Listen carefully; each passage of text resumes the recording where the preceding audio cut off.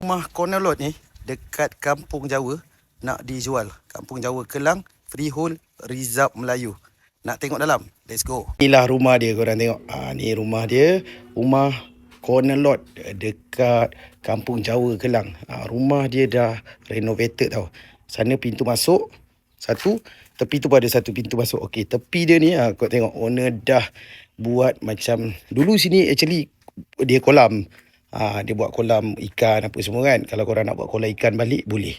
Tempat lepak-lepak chill macam ni besar. Kalau anak apa datang semua boleh lepak sini. Tepi sini pun ada satu lagi ruangan, boleh masuk pintu, kereta boleh masuk sini. So ada dua akses lah. Akses tepi sana dan akses sini. Yang paling best sekali, rumah ni ada 6 bilik. Kalau anak ramai memang sesuai. Jom kita tengok dalam. Ini bahagian dalam dia. Korang tengok going in. Dia punya ruangan tamu dia memanjang macam ni. Sangat luas lah. Rumah ni sangat luas. 6 bilik tau. Tengok tu. Ruangan dia besar. And then sini ada satu bilik.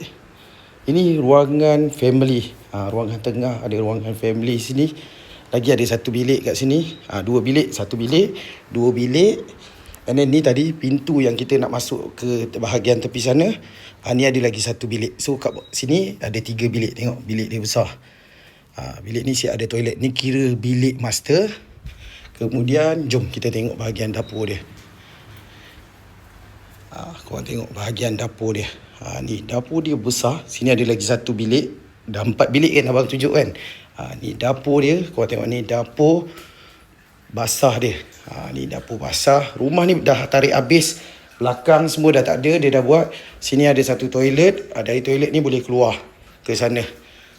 Ni jom tengok sana pun ada satu lagi bilik. So dah 5 bilik.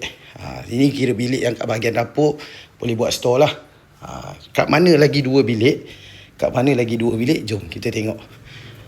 2 bilik lagi dia dekat bahagian atas. Ni owner tambah. Dia macam loteng lah. Loteng. Jom kita naik atas tengok. Ni bilik bahagian atas. Ni bilik.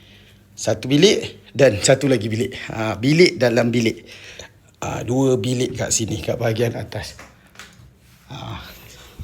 So, total ada 6 bilik. Harga 400,000 lebih. Nak tahu lebih berapa? Korang boleh kontak abang. Jom kita tengok rumah ni depan-depan. Cari rumah idaman bersama Abang Hairul, pedagang rumah. See you. Bye-bye. Ciao.